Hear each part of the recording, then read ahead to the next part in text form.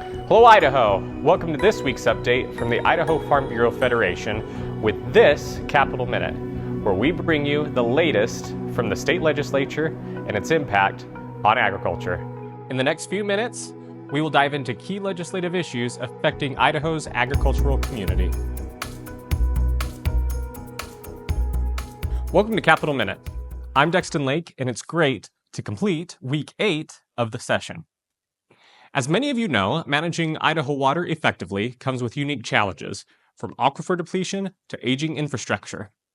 To help secure Idaho's water future, lawmakers introduced Senate Bill 1128, a bill proposing $30 million in ongoing funding for critical water projects across the state. The money would go to aquifer recharge, groundwater management, water storage and conveyance, water supply and delivery, and emergency infrastructure repairs. A key provision of the bill ensures no more than 50% of the funds go to a single water district unless no other districts apply. This guarantees fair distribution statewide. Water is the foundation of Idaho's agricultural economy, and this investment will help secure it for generations to come. IFBF supports Senate Bill 1128. Another water bill was heard in committee this week. The Senate Resources Committee heard Senate Bill 1083 as amended, a bill designed to reform the state's domestic water use exemption.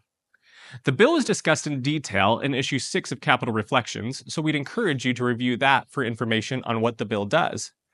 The Idaho Farm Bureau Federation played an active role in drafting Senate Bill 1083 as amended, alongside the Idaho Water Users Association Work Group, a transparent, collaborative effort including all stakeholders. While there are those in the group opposed to it, the amendments reflect good faith efforts to address concerns and find solutions to manage water supplies in growing communities and protect those with existing water rights. Recognizing it as a proactive step towards securing Idaho's water future, IFBF supports Senate Bill 1083 as amended. Over the years, progress has been made in tightening administrative rules.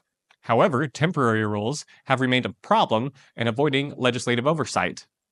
To fix this, lawmakers introduced Senate Bill 1076 as amended, which strengthens legislative control over temporary rules. To accomplish this, the bill requires temporary rules be limited to emergencies that take place outside the legislative session, and that negotiated rulemaking be held whenever possible. The bill also prevents agencies from reissuing an expired temporary rule unless a new emergency arises. The bill also clarifies that Idaho courts have jurisdiction over temporary rule disputes. Lawmakers made some amendments to clarify emergency rule situations, such as the quagga mussel discovery in the Snake River near Twin Falls. After these changes, the Senate approved the bill, and it now heads to the House State Affairs Committee. IFBF supports Senate Bill 1076 as amended. And lastly, the Senate introduced Senate Bill 1133 regarding agricultural protection areas. The bill would improve the application process for landowners that are seeking an APA designation through their county government, while also making other improvements. This Farm Bureau-supported legislation will likely be considered in committee in the coming days. Stay tuned for additional updates on this bill and future issues of Capital Reflections. That's a wrap for this week's legislative update. You can learn more about the issues IFBF is engaged in by subscribing to the Capital Reflections newsletter at idahofb.org. Remember, staying informed and engaged is key to advocating for Idaho agriculture. You've tuned in to Capital Minute with the Idaho Farm Bureau Federation, the voice of Idaho agriculture.